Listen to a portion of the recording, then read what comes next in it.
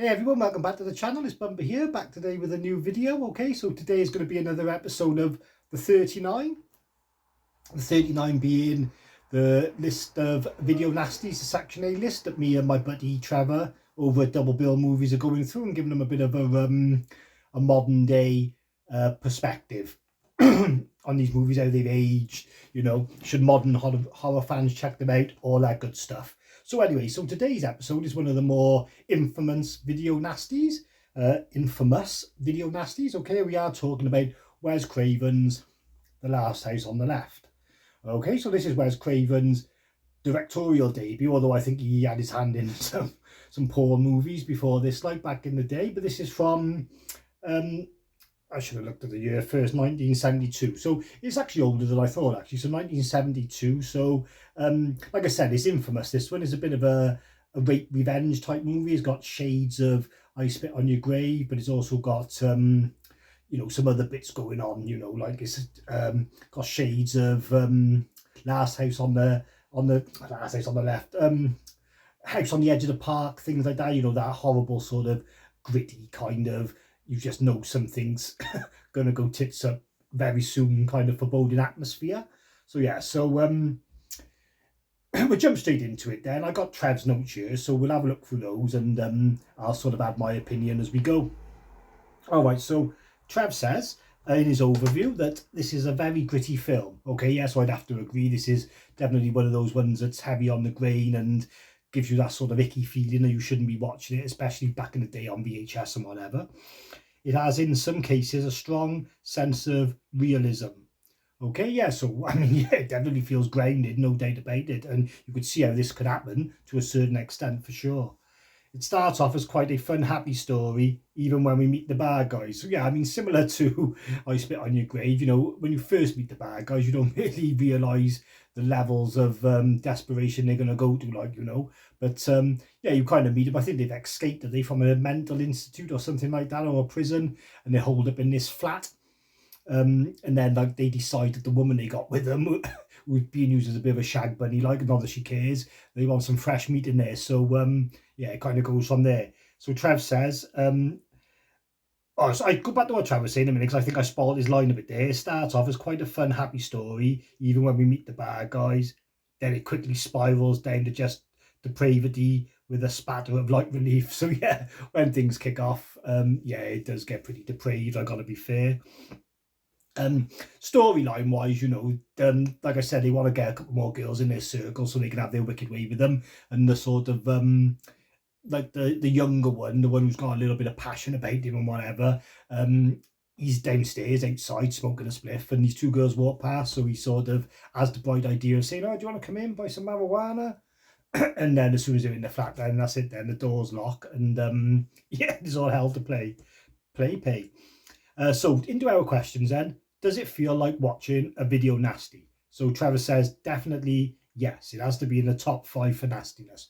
So I'm going to say yes as well. It definitely feels like a video nasty. Like I was saying earlier, it's got all the ingredients, the grimy picture, the grain, the David Hess being horrible. Yeah, it's just, you know, it is just full of all the same ingredients that make up the other classics like I Spit on Your Grave.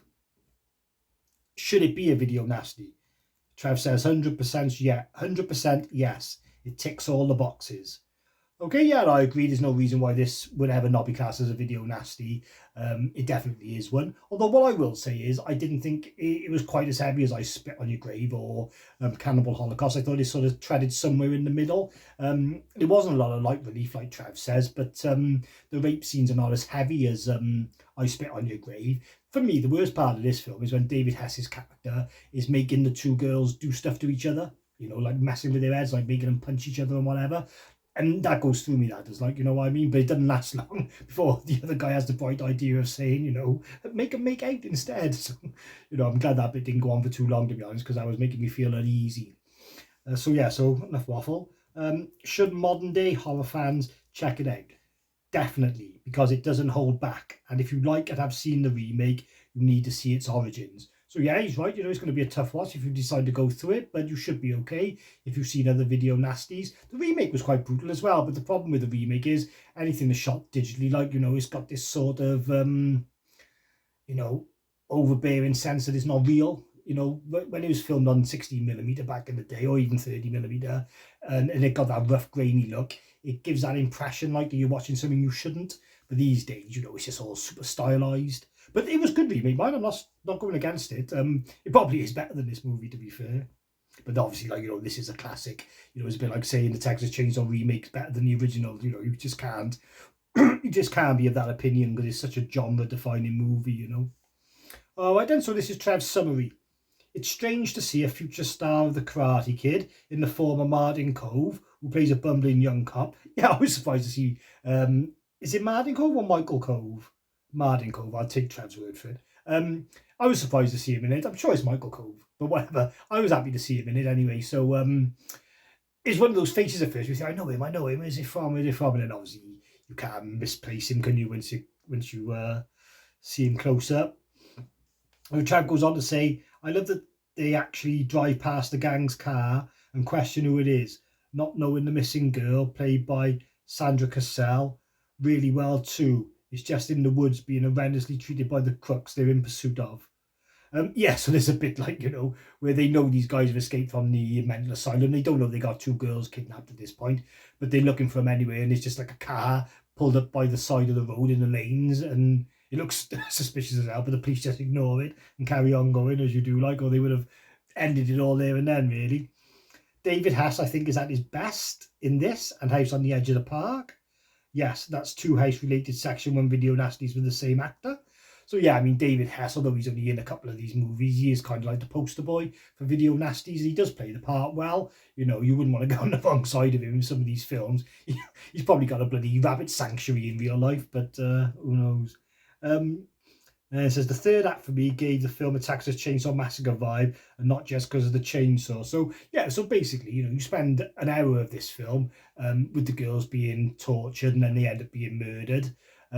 But the thugs who done it, like, they end up taking refuge at the house of one of the girls without realizing, and they find something. She gave a peace necklace to one of the gang in hope that she could sort of like pander to his softer side and escape.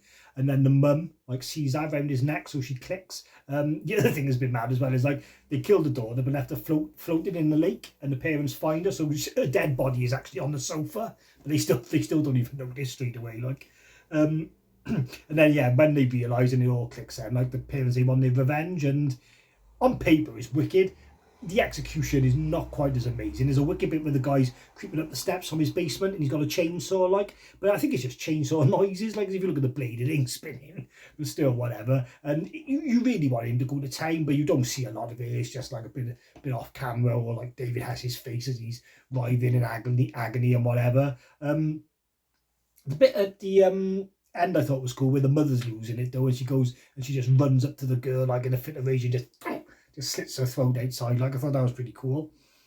And then Trent just says the tension is held at peak for the right amount of time before the end of the film. Yeah, I mean, if you want a movie that's tense, this is definitely tenser than I Spit on Your Grave or Cannibal Holocaust. There seems to be a bit more at stake in this movie, you know, towards the end.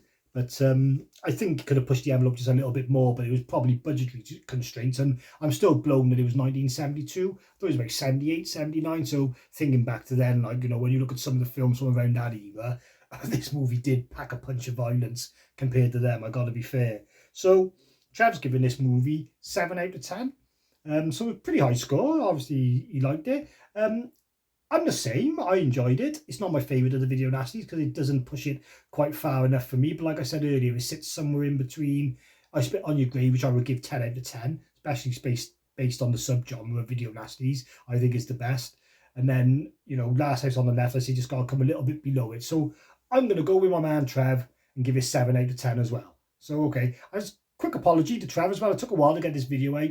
I don't like filming in this space. I like my films behind me, but it's a real struggle to get the time in that room at the moment. So it was either do it like this or not do it at all. So yeah, maybe I'll put some fancy graphics on you or something to tart it up. Anyway, so I've been Bumper. Thanks for watching. Trev's already watched the next movie on the list. I'm going to have to get down to watch it this week. Love Camp 7. It is a bit of a brutal German, what do you say? Natsploitation, German Natsploitation movie. So yeah, I'll catch you on the flip side. Thanks a lot.